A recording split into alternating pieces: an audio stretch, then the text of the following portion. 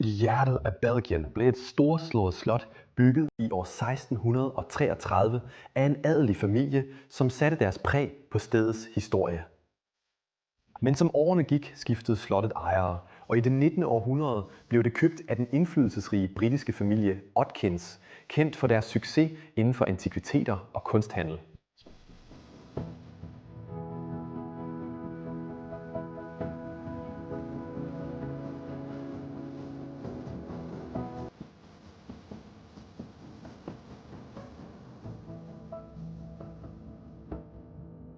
Familien Otkins havde store planer for slottet og håbede at udvide deres forretning til Belgien, og i en periode gjorde de slottet til deres hjem. Christophe Atkins og hans søster Marie Noëlle voksede op inden for disse mure, omgivet af familiens rigdom og succes. Som tiden gik, skiltes deres veje.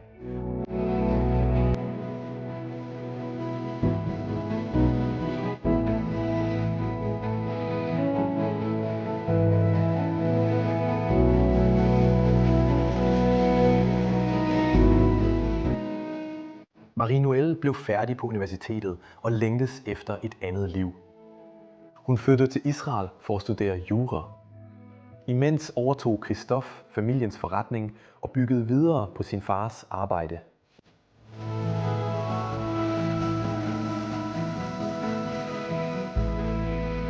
Han var en mand med mange passioner og fornøjelser. Med mange elskere og en stor rejselyst levede han en overdådig livsstil, rejste verden rundt for forretning og levede livet fuldt ud.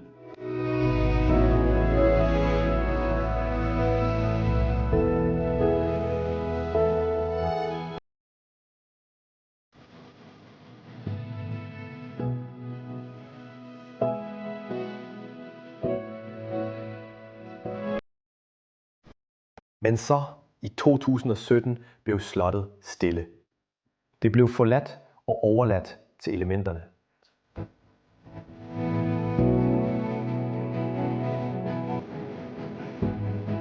Opholdsstedet for Christophe og hans søster Marie Noëlle er ukendt. Hvad skete der med den engang så store Atkins-familie? Hvilke hemmeligheder gemmer de forladte slotsmure på?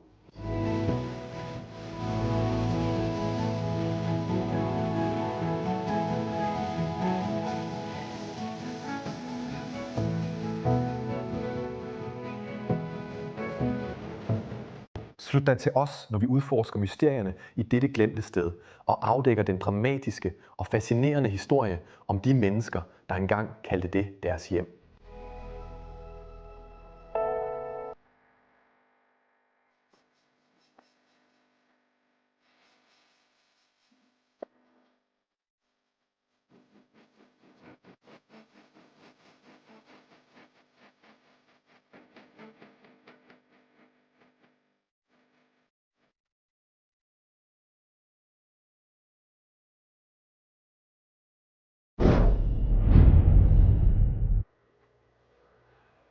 Velkommen tilbage alle sammen til Bros of DK. Jeg er Leslie, og i dag præsenterer jeg jer for et helt særligt sted. Fra mit hjemland Belgien, et slot fra 1633 fra det 17. århundrede. Med 4 århundreders historie indenfor. Først ejet af en adelig belgisk familie, senere af Atkins-familien og deres kunstsamlinger og kunstforretninger rundt om i verden. Dette bliver en fantastisk udforskning, og jeg vil tage dig med gennem alle detaljerne og alle kroge af dette smukke, mystiske og romantiske sted. Dette slot er fuldstændig enormt. Jeg elsker virkelig stilen på det. Jeg vil sige, at jeg kan sammenligne det med slottene, jeg har set før i mit hjemland. Jeg er helt vild med den enorme hoveddør, vi har her. Du kan se, at døren ville åbne op for at lade folk og gæster komme ind. Deroppe har vi endda stadig en lanterne, der dingler. Wow. Og dette er den enorme gårdsplads, der omgiver stedet.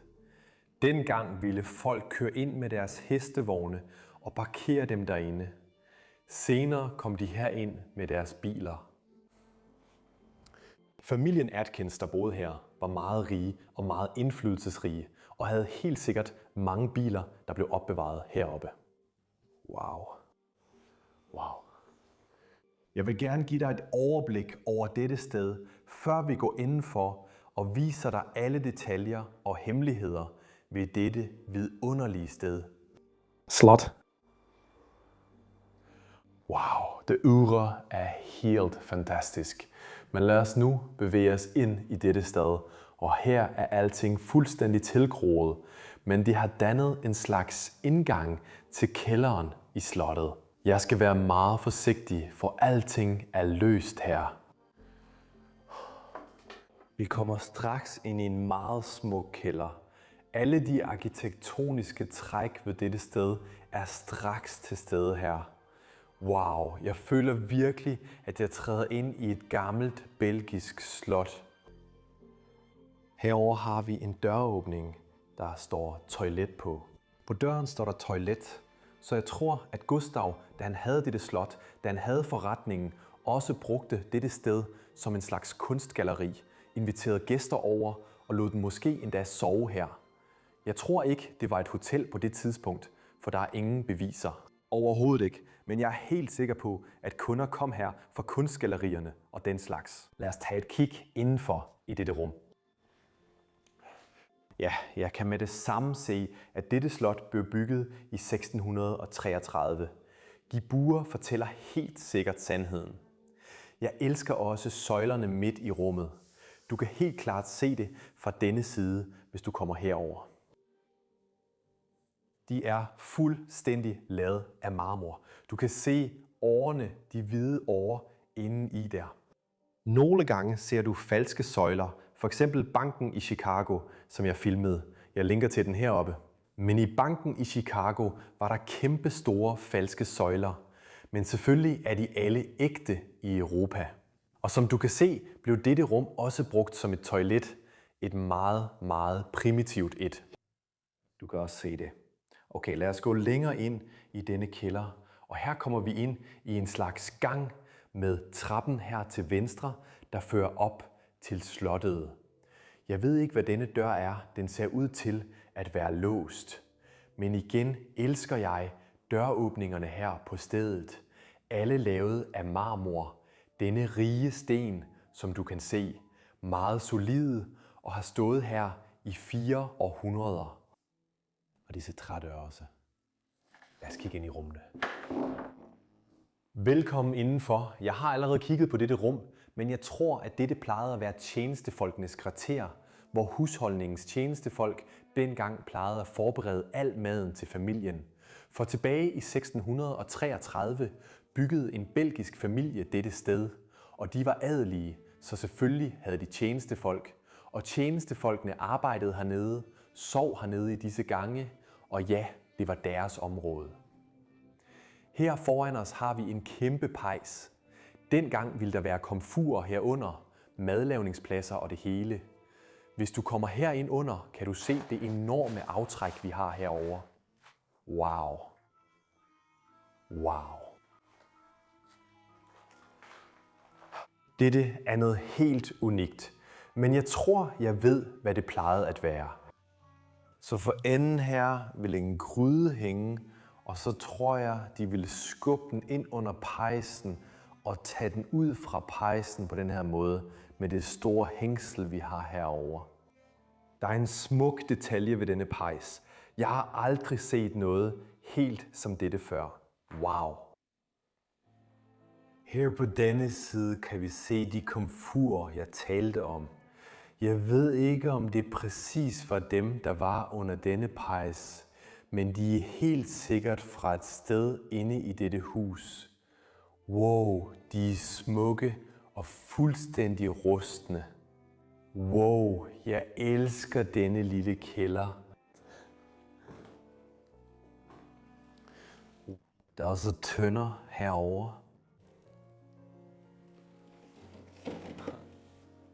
Jeg kan se endnu flere heromme. Kom og kig. Wow, der ligger bogstaveligt talt hundredvis af støvede vinflasker tilbage her på gulvet. Wow. Det har altid været en tradition for slotte over hele verden, eller især i Europa, at producere deres egne vine og selvfølgelig også have en vinkælder. Vin er en fornem drik fra den periode. Wow. Det er utroligt. Og her igen kan du se det hvælvede loft, der fortsætter hele vejen. Det var sådan, de byggede disse massive strukturer dengang. Det var sådan, de kunne bære vægten af et slot. Ligesom vi har fundamenter i dag, så er dette slottets fundament. Selvfølgelig er der også et fundament nedenunder her, men det er det her, der holder alt ovenover stabilt. Okay, jeg tror, det er tid til at gå ovenpå nu og udforske de områder af slottet, for det bliver en episk udforskning. Lad os nu bevæge os ind i hoveddelen af slottet, beboelsesområdet i dette hjem. Jeg er virkelig spændt på at vise dig alle detaljer ved dette vidunderlige sted. Bare se på rammerne her. Denne fantastiske gang. Der er mysterier, der venter på at blive afsløret. Men først vil jeg tage dig med ind i dette afsnit af slottet. Det er en lille døråbning til højre for trappen, som fører os ind i en korridor, jeg lige så ud af øjenkrogen. Og den er virkelig fascinerende. Ikke denne del. Det her er bare en samling af antikviteter stablet oven på hinanden. Christoph havde en antikvitetsforretning, og han er samler, og han har tusindvis af antikviteter liggende overalt i huset. Men nej, det jeg vil vise dig er dette rum her til venstre for os. Det er efter min mening et af de mest overdådige rum, vi ser i hele dette palads og hele dette slot. Et rum, du ikke ville forvente at finde i Belgien. Jeg synes, dette rum har en slags italiensk stil og arkitektur. Du kan se det på stukarbejdet her på væggen. De kalder det våbenkammeret eller våbenrummet. Det var det blev kaldt inde i dette slot. Og de kalder det sådan, fordi alt stukarbejdet i dette rum forestiller gamle rustninger. Og gas og våben og sværd og alle mulige ting. Og jeg elsker virkelig, at det er som et 3D-design, sandsynligvis lavet i begyndelsen, da dette slot blev bygget. Så smukt. Du har det der skjold herover, og selvfølgelig alt stukarbejdet på forsiden meget detaljeret. Og bogstaveligt talt, hvert eneste hjørne af dette rum er blevet sirligt udformet. Det gør det til et af de mest overdådige rum i hele dette sted. Jeg elsker også virkelig kunstværket herover af det slot eller ydermuren af en by, som du kan se. Wow. Simpelthen stort. Her kan vi se en ridderrustning. Sværdene og spydene omkring den. Og deroppe har vi endda nogle vaser udskåret i loftet. Men det er meget trist. Og faktisk er den triste sandhed om dette sted, at efter Christoph forlod dette sted, begyndte det langsomt at forfalde. Det begynder langsomt at falde fra hinanden. De har gjort en indsats for at begynde at renovere dette sted, men er tilsyneladende stoppet på et tidspunkt og er aldrig kommet videre siden. En håndskåret træstatue, jeg tror er en helgen eller en præst. Eller måske en munk. Ja, han har det her typiske belgisk kutte på fra klostrene, hvor munkene bor. Ja, de har helt sikkert noget lignende på. Jeg har været på et kloster et par gange i Belgien. Det er vidunderligt. Og herover til højre kan vi se skrivebordet, hvor Christoph plejede at udføre alt sit arbejde. Hvor han kontaktede sine klienter, skrev sine breve og lavede alle mulige ting her. Alle slags forretninger. Hans hat hænger stadig på siden af stolen. En smuk, antik, polstret stol står foran skrivebordet. og en bog ligger stadig åben på en rød side. Vi har også et billede af en mand herover, og jeg tror, at personen, vi ser foran os, måske er hr. Christoph. Og vi har lavet omfattende research på denne person, og vi har fundet ud af, at han var en mand, der levede en luksuriøs livsstil. Han havde ikke nogen børn, men han havde mange elskerinder. Rundt omkring på slottet kan vi se kærlighedsbreve fra forskellige kvinder, som han plejede at have her eller rejse med, og som alle skrev breve til ham gennem årene, og dem vil jeg vise dig senere i videoen. Og her i hjørnet af rummet har vi et kæmpe flygel, et virkelig smukt stykke. Lad os se, om det stadig kan spilles på.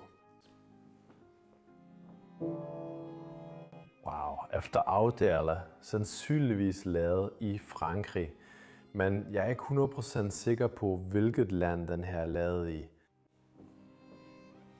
Man ser ikke flygler så ofte på forladte steder, så jeg bliver altid meget begejstret, når jeg støder på et.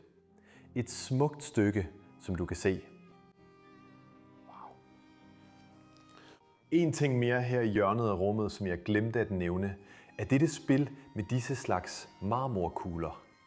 Jeg er ikke sikker på, hvad oprindelsen af dette spil er. Jeg tror, det måske har været et asiatisk antikt spil, fordi han også havde en kunstsamlerforretning i Beijing, Kina, som også var hans. Så måske er det et asiatisk spil. Hvis nogen ved det, så lad os endelig få det at vide. Måske en af forfædrene til dette sted. Wow!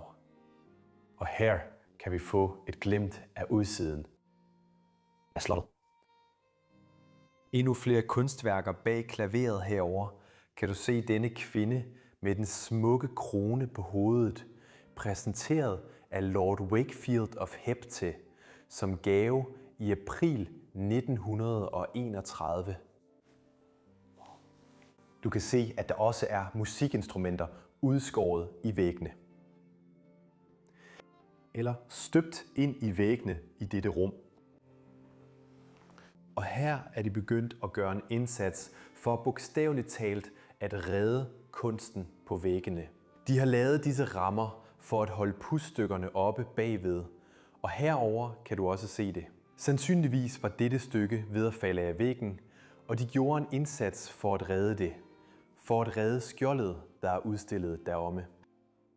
Og her måtte der sættes en stolpe op, for sandsynligvis at holde loftet oppe, fordi alting er ved at falde ned på gulvet.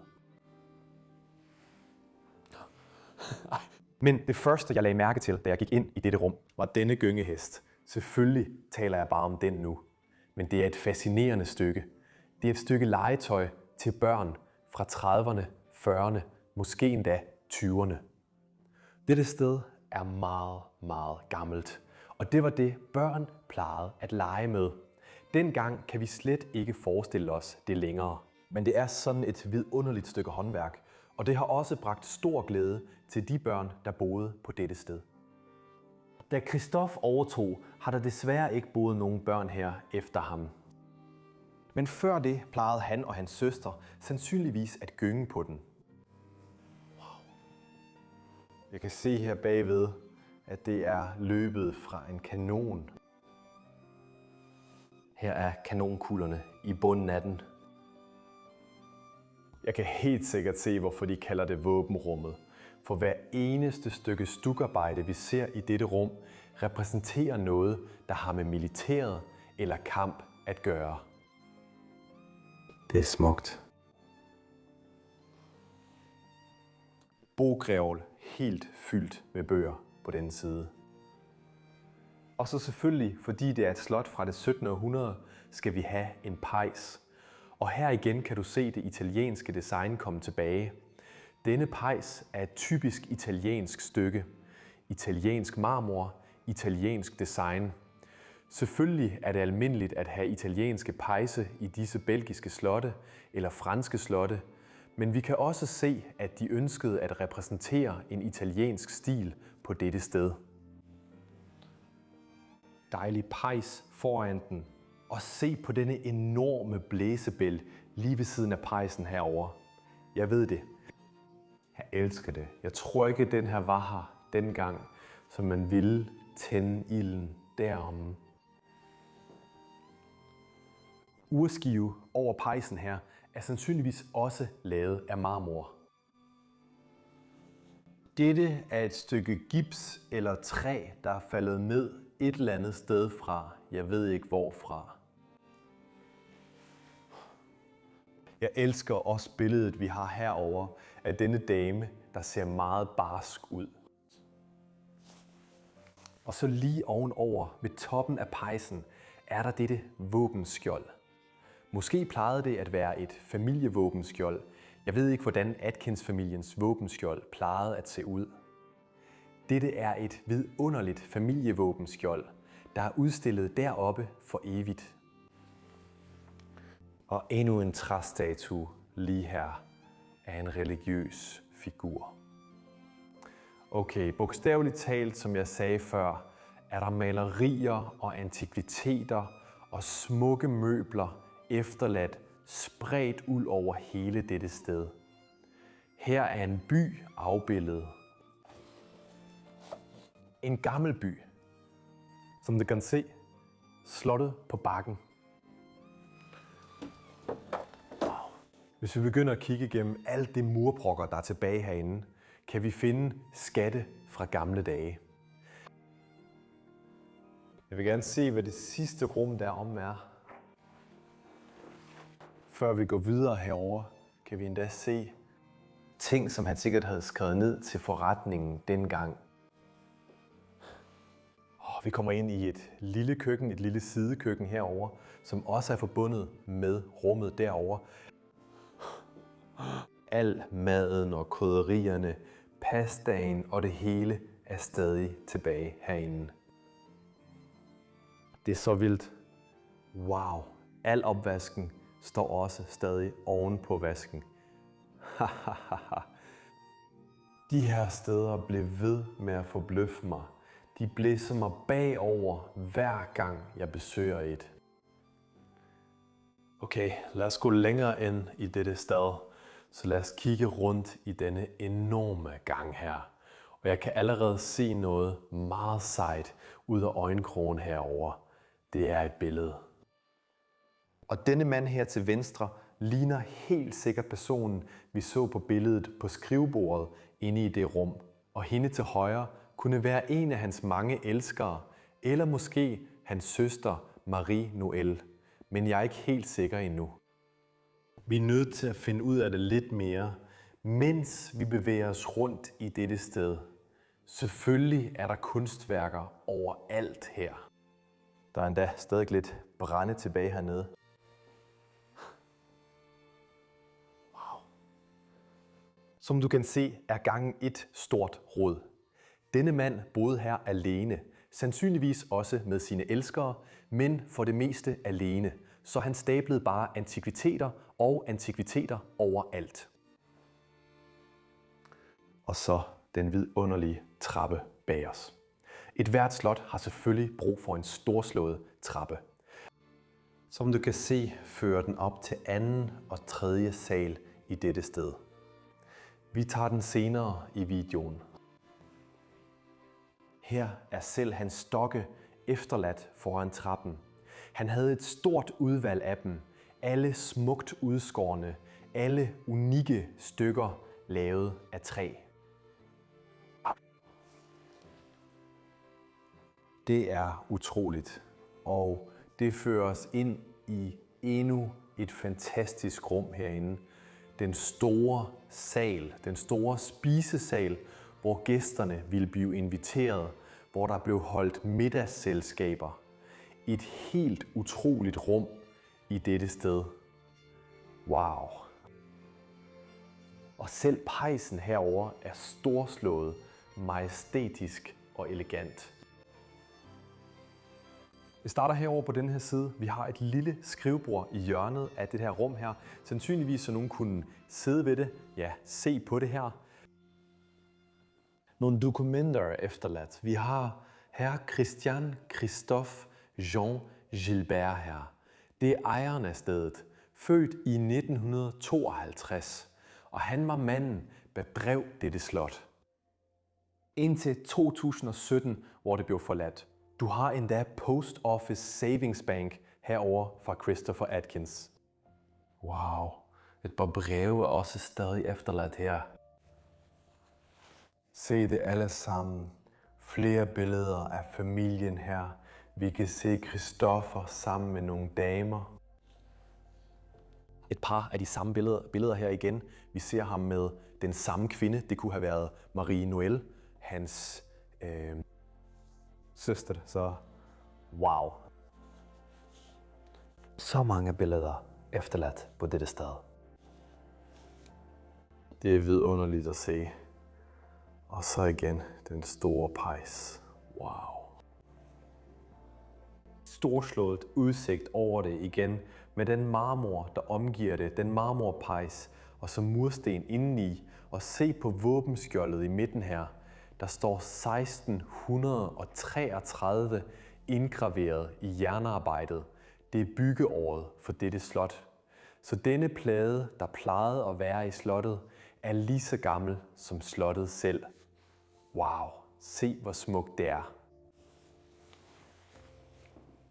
Og denne pejs her foran den er helt sikkert blevet tilføjet senere til slottet, men det er stadig et meget unikt stykke herinde. Selv kullene ligger stadig til højre for den. Wow, de er meget lette. Jeg vidste ikke, at kul var så lette. Jeg har aldrig rørt ved dem før.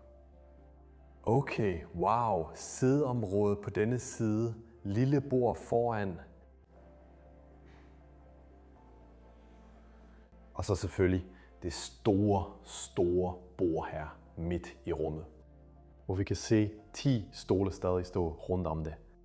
Måske når han havde en stor, vigtig begivenhed, inviterede han alle sine klienter, sine forretningspartnere, og de ville alle spise middag sammen i dette rum. Det er fascinerende, for man kan se, at tallerkenerne og gaflerne og knivene stadig står på bordet, men jeg tror, det er blevet arrangeret af fotografer. Dejlige kunstværker. Overalt i dette hus. Jeg elsker det her enorme maleri bagved, som forestiller et meget traditionelt bondepar, som du kan se, der står foran måske deres landsby. Smukt malet, og noget, der ikke burde efterlades i et forladt slot. Her et skrivebord igen, et par flasker spiritus efterladt her, Campari, Bolsjenever. Dette er et produkt fra Holland. Så selvfølgelig mange bøger, og alt er stadig efterladt her. Jeg elsker denne kam, eller denne kost, eller børste, eller hvad du nu vil kalde det. Men den hører sammen med en slags fejebakke. Endnu flere billeder efterladt heraf. De mennesker, der engang boede på dette sted.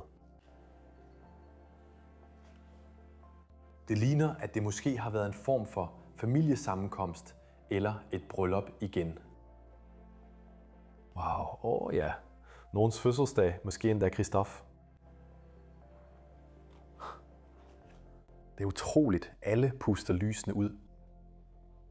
Det er vidunderligt. Og se på de billeder, vi har herovre til højre. Det er alle billeder af selve slottet. Wow, broen, der går over den lille bæk. Uden for stedet. Alle slotssets detaljer er afbildet her. Wow. Alle sidebygningerne. Endda det lille kapel, der er på højre side af det. Det er utroligt. Det her gårdspladsen. Wow. Her har vi en masse kinesisk skrift, selvfølgelig.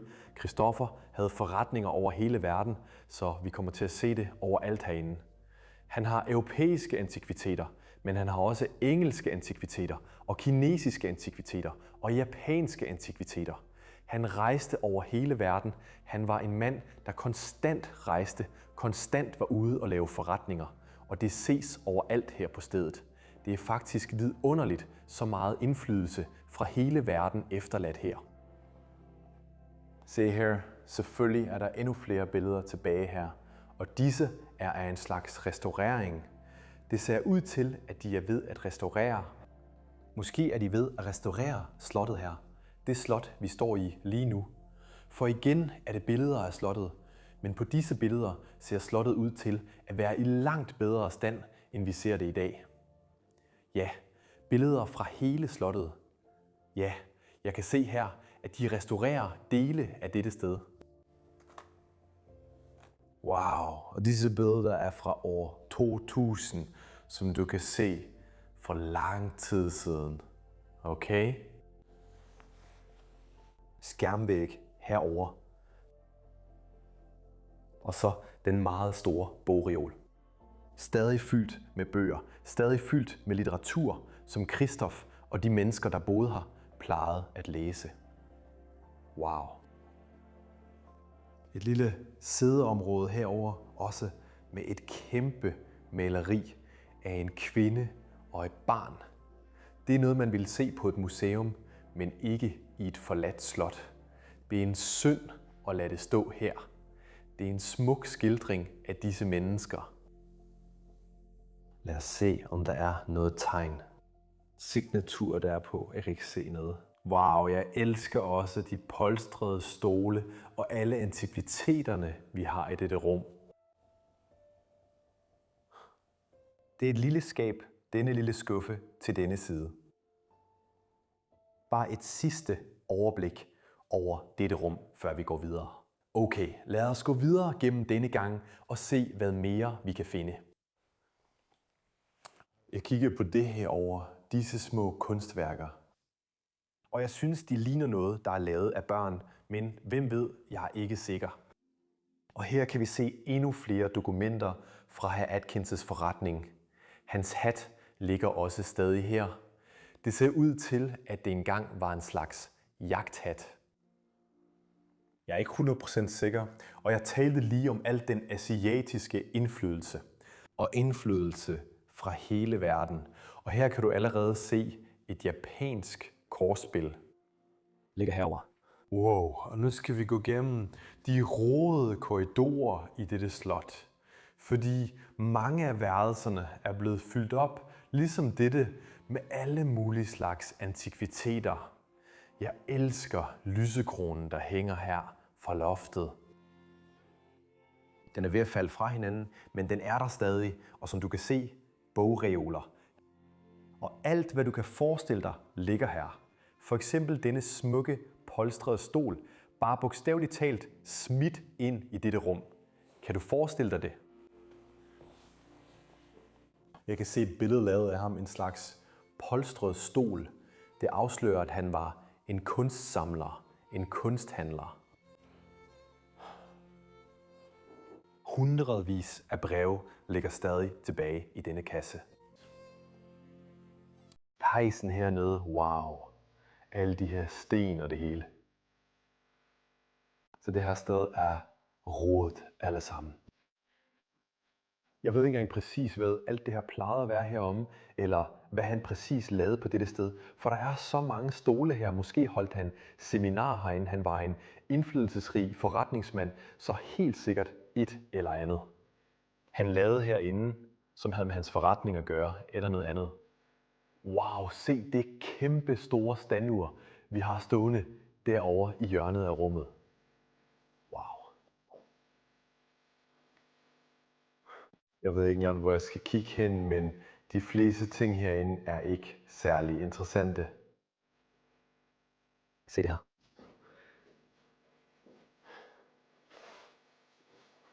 Et vidunderligt træskåret skab. Der er mange fascinerende udskæringer på det her skab. Wow. Smukt løvehoved hernede. Lad os se, om vi kan åbne det. Der er ikke noget derinde længere. Se, den har endda et lille klistermærke med et inventarnummer på. Så det fortæller os, at det sandsynligvis var fra hans forretning. Det var på møblerne. Det er salt.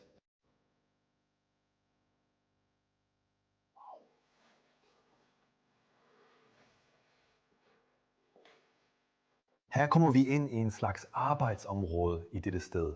Du kan se disse drejebænke. De er lavet til at bearbejde træ, så de har måske også repareret møbler herinde.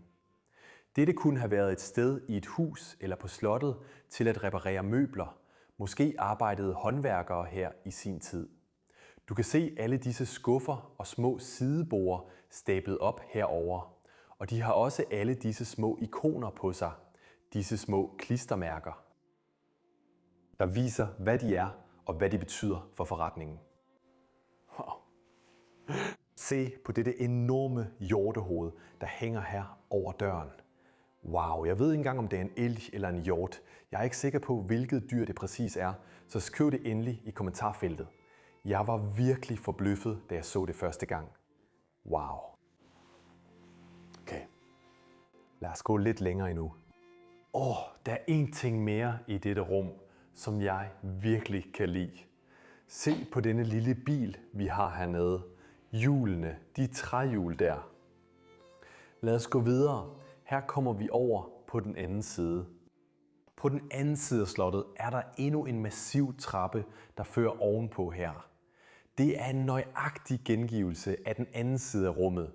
Og her kan du igen se, at de forsøgte at restaurere stedet, prøvede at genoplive det, men de lykkedes ikke.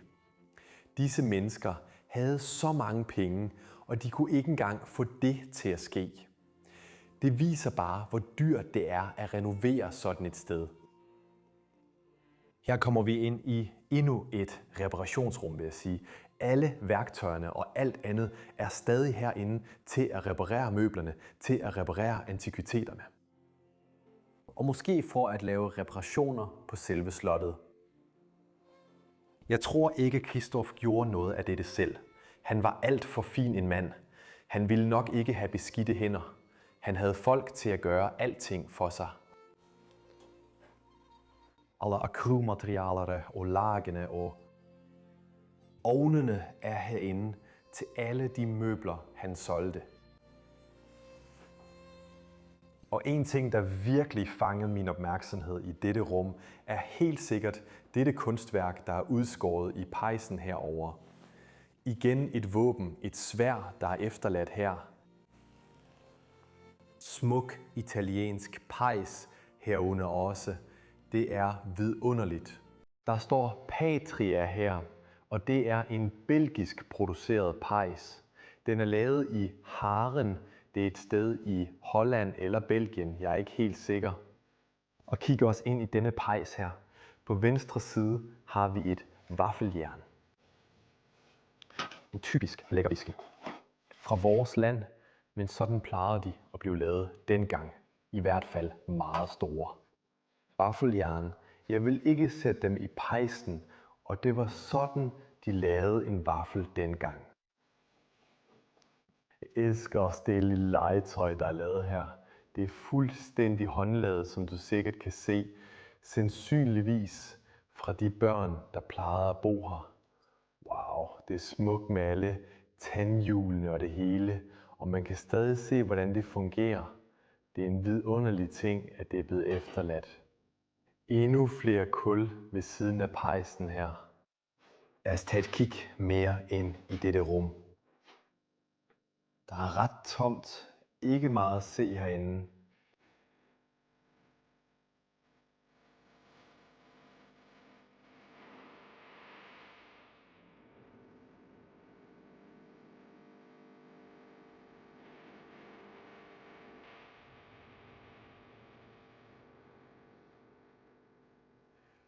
Før jeg går ovenpå, fandt jeg lige ud af, at dette sted også har en anden kælder. Vi så lige den første kælder, men døren var låst til den anden side. Og herovre bagved så jeg, at der var endnu en lille gang, der fører nedad. Dette slot er fuldstændig enormt, og der er bogstaveligt talt rum og gange overalt i hele stedet. Se her, en trappe, der fører ned til et fangehul, ned i en kælder. Jeg elsker virkelig at gå ned i disse kældre på et slot, for nogle gange afslører de skjulte gange eller vinkældre, eller bare gamle genstande, som man normalt ikke ville støde på. Se denne lås, vi har på døren her. Den er bogstaveligt talt. Hvis jeg rører for hårdt ved den, vil den bogstaveligt talt falde fra hinanden. Og her er vi. Ind i. Wow, jeg kan mærke brisen komme herind. Jeg tror, det er en slags vinkælder eller et madopbevaringssted fra dengang. Her må have været meget fugtigt herinde. Det er stadig meget fugtigt herinde. Jeg elsker det.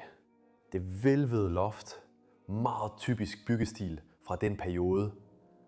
Wow, de blotlagte mursten, der fører os igennem her. Disse rør er ikke tilføjet senere, som du kan se. Jeg er nysgerrig efter, hvor dette vil føre os hen. Se på denne side. Hvad har vi her?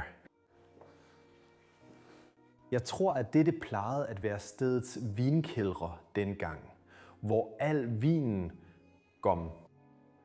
vil blive opbevaret, men nu er der masser af møbler her overalt. Hvad kunne dette have været? Se på denne døråbning, vi har foran os her. Og der er et lille hul, man kan kigge igennem. Og det første, der falder mig ind, er, at dette måske har været en form for fængsel for. Tilbage i 1600-tallet kunne de have haft fanger inde i dette sted. Det ligner en lille fængselscelle. Er du ikke enig med mig? Jeg er ikke 100% sikker, men det er det, jeg tænker. Ja, måske en fange. De mennesker, der boede her, kunne låse det ordentligt. Som du kan se, er der 2 måder at låse det på. Så der var ingen chance for at flygte herfra. Det er utroligt, synes jeg. Herfra kan du igen komme lidt uden for dette sted og ud i gården. Wow. Nu er det tid til at gå ovenpå ad denne utrolige trappe til anden sal i dette sted. Og heldigvis for os er denne trappe ikke blevet dækket af byggearbejde. Vi kan stadig se det smukke, blotlagte træværk. Gennem årene, hvor det blev bygget, der plejede at være et dyr på toppen af trappen her. Wow. Se det smukke og detaljerede design af den her. Det her vil føre os til anden sal. Wow, det må have været en fornøjelse at gå herop hver eneste dag. Jeg ser et lille værelse til højre for os her. Det ligner et meget lille soveværelse. Se det her. Herregud, halvvejs op ad trappen har vi et meget lille soveværelse. Det ligner også lidt moderne, enkle soveværelser, og ikke noget, der har været brugt i århundreder. Men ja, det er vidunderligt efter min mening. Okay. Lad os gå længere op. Og her kommer vi bogstaveligt talt ind i en byggeplads. Som du kan se, er der plastik og lægter, og alting hænger her. Og endda 3. sal er blevet forseglet herover. Men på den anden side kan vi gå op på 3. sal her. Wow! De arbejdede helt sikkert hårdt og forsøgte at ordne dette sted, men de stoppede desværre på et tidspunkt og fortsatte aldrig deres arbejde. Her er endnu et storslået rum, eller hvad der plejede at være et storslået rum herinde, men desværre faldt det hele fra hinanden, og det blev aldrig færdiggjort. Atkins-familien, begyndte at bo her i begyndelsen af 1900-tallet. Forfædrene og faren til Christophe og Marie kom til at bo her, udvidede forretningen, og så overtog Christophe og gjorde det endnu mere ekstravagant, end hans far og forfædre havde gjort det. Se på alle de møbler, der er gået tabt herinde. Det er bare vanvittigt. Det her skivebord for eksempel. Sikke et vidunderligt møbel. Der er et inventarnummer på det. Så et vidunderligt maleri, der står lige ved siden af. En krukkeholdning, en pibe og sådan noget. En barnevogn efterladt foran den. Smuk, antik barnevogn. Wow, det vil være så flot en pyntegenstand i et hjem. Bolstrede stole. Ikke engang det mest overdådige i hele dette rum. Dette familievuggen i støbejern. Sandsynligvis den første familie, der boede her. Smukt lavet med hestene og løven. Wow. Endnu en polstret stol ved siden af, og så et meget, meget stort sædehjørne herover.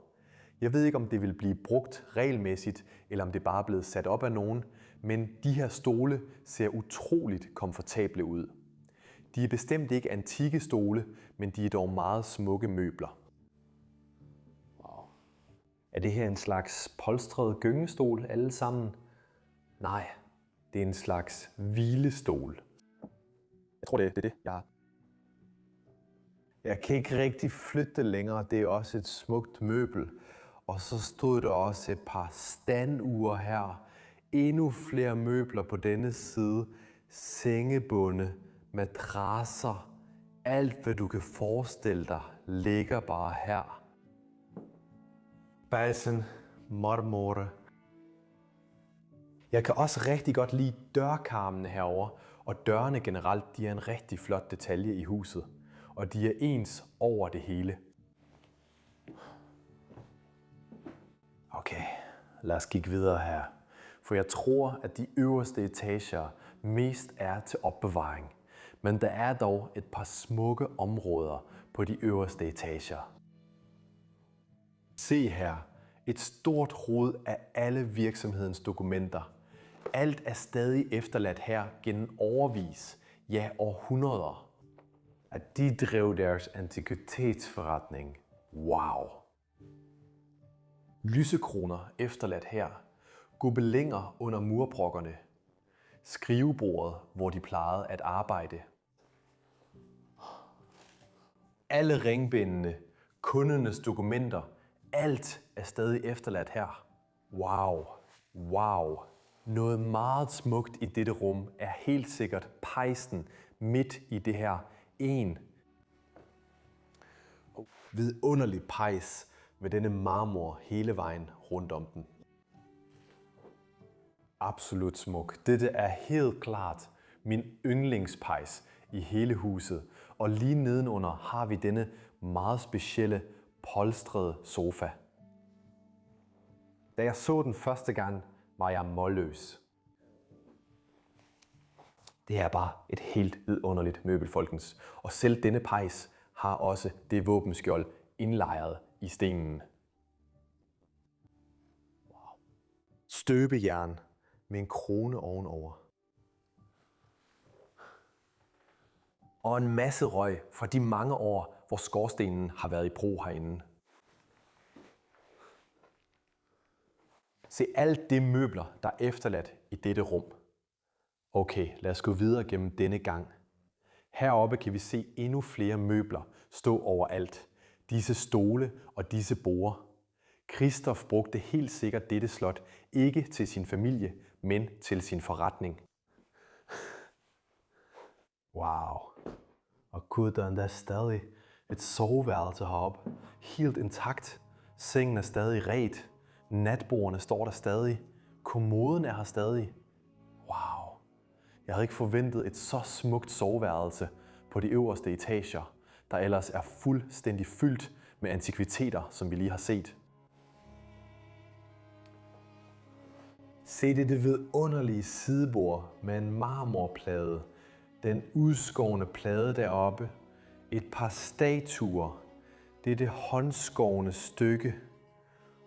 Jeg elsker dette afrikanske kunstværk, som vi har herovre. Det er helt fantastisk. Wow. Og alt hans tøj, som du kan se, er også stadig efterladt her til siden. Alt herretøj selvfølgelig. Nej, der er også et par stykker dametøj herovre. Nogle kamme, nogle barberblade, en tandbørste. Alle de personlige ting, alle de hygiejneartikler er stadig efterladt her. Det er vanvittigt. Og det her kunne have været deres forfædre, faren, moren i familien, Kristof, hans forældre, Kristof og Marie, deres forældre. Og endnu mere tøj herover også. Der er et dejligt lille soveværelse, efter min mening helt sikkert en god tilføjelse til huset. Smukt.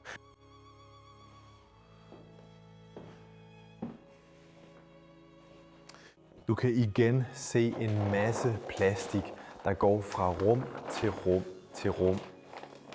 Alt sammen i forberedelse til de store renoveringer, der fandt sted herinde. Jeg elsker de her små stole, som man kunne stille foran en seng, sidde på om morgenen og tage tøj på. Endnu flere ringbind med alle oplysningerne fra virksomheden efterladt her. Herover står der forretningsbilleder, sandsynligvis alle billeder af deres antikke genstande.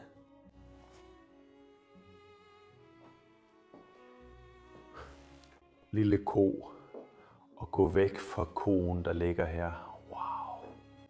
Wow. Her kommer vi igen til den anden side, men så på de øverste etager, og hold dig væk. Jeg vil gerne gå gennem den her gang herover. Jeg vil gerne se denne side af stedet. Det ser ud til, at det er ret tomt. Du kan få udsigt til bagsiden af slottet. Dette slot har 500 acres jord. Et enormt sted. Liggende i hjertet af Belgien. Stadig en masse ting, og jeg kan se nogle billeder herover. Wow. Okay, jeg er nødt til at vise dig dem. Lad mig lige sætte kameraet op et øjeblik. Okay, jeg så lige de her billeder, og jeg blev målløs over deres skønhed. Det er billeder, der skildrer livet for de mennesker, der engang boede her. Atkins-familien, som rejser rundt i verden. Du kan se her, det er sandsynligvis et sted i Pyrenæerne, eller i Østrig eller Schweiz. Her kan vi se disse smukke billeder, denne unge dame, virkelig inspirerende. Og her er dette et stort fotoalbum af familien fra august 1901. Du kan se moderen til familien stå med barnevognen foran huset. Wow. Det er alle billederne. Fra familien, der engang boede her. Fra Atkins-familien. Dette er noget, der ikke burde efterlades. Disse billeder er 120 år gamle fra denne lille pige, men han er bestemt ikke i live længere. Dette er ægte historie fra denne familie. Se på denne kvinde, en afrikansk kvinde, der står med et lille barn i en barnevogn et sted i en park i 1902. Hver gang jeg ser billeder som disse, er jeg nødt til at gå dem igennem. Jeg er nødt til at vise dem. Her er de sammen i oktober 1903 på en båd. Wow. Er det ikke bare vidunderligt? Og disse billeder er efter min mening ret høj kvalitet. Du kan se her, dette er barnet med deres hund, med deres kæledyrshund. I 1908 i Kairo, Egypten. Disse mennesker var selvfølgelig meget velhavende, så de rejste meget rundt i verden, og de havde pengene til at lave denne slags fotografier. Disse er sandsynligvis aldrig blevet set af nogen, undtagen familien, og nu viser jeg dem til alle for første gang. Wow! At tage disse billeder var også en ret speciel begivenhed for folkene, for dengang var fotografering ikke så almindeligt, som vi har det i dag.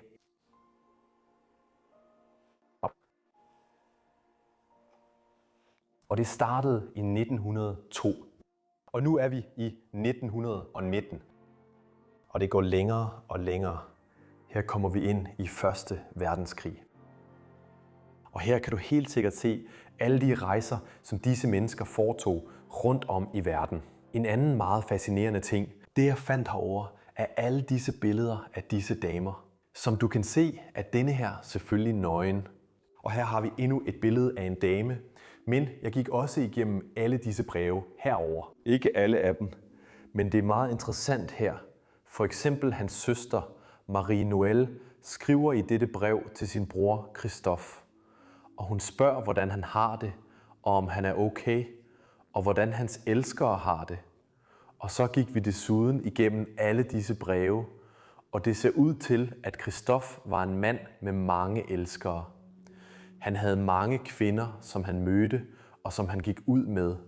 Og det er bare så sjovt at se herover. For der er bogstaveligt talt kvinder, der skriver, og der er kvinder, der er sure på ham. Og kvinderne, der skriver. Hvor meget han og min elsker, og gjorde han ikke det her og det der, og jeg elsker det virkelig. At se sådan noget, det er en meget smuk og interessant ting at se. Jeg har aldrig set et slot, der tilhørte en skørtejæger før, for en mand, der havde mange damer. Han giftede sig ikke med nogen. Han var bare en, der havde mange damer og nød det i livet. Ja. Herover kan vi endda se endnu et fotoalbum, men endnu flere billeder af disse mennesker. Der er bogstaveligt talt tusindvis af disse gamle billeder efterladt her. Se det der. Det er alt sammen så fint. Så smukt at se. Det her er Venedig dengang. Se på dette billede hernede. Det er før turismen. Før masseturismen til Venedig, da byen stadig var meget autentisk. De her mennesker elskede helt sikkert også at sejle, som du kan se. Mange sejlbåde, der vil rejse rundt over hele verden. Wow, jeg kan ikke stoppe med at kigge på alle disse vidunderlige billeder. Denne dame med en kat, for eksempel, i 1907. Folk, der cykler. Så der er en sidste etage i dette sted, som jeg ikke har dækket endnu. Det er 3. sal herover. Men en interessant ting her er helt sikkert, at du kan se, at disse mennesker var englændere. Det var flaget fra England, Atkins-familien.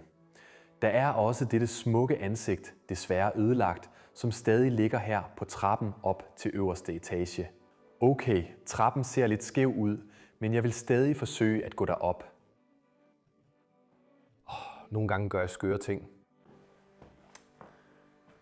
Det her ligner et loftsrum, som vi er på vej op til. Øverste etager i dette hus? Ja, helt sikkert. Der er et loftsrum i dette sted.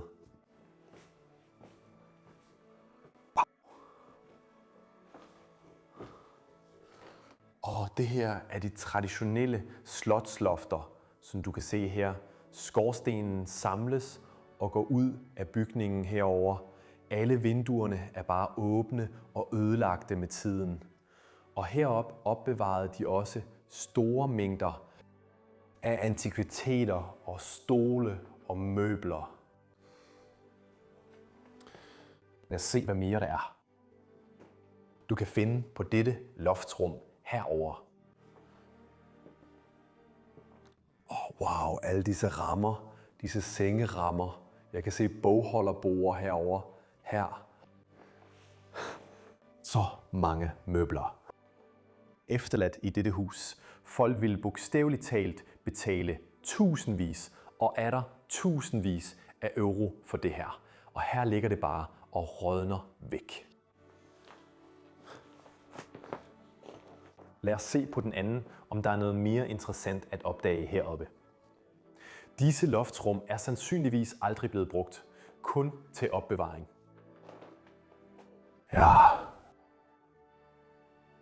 Ja, ikke meget andet end en masse møbler heroppe.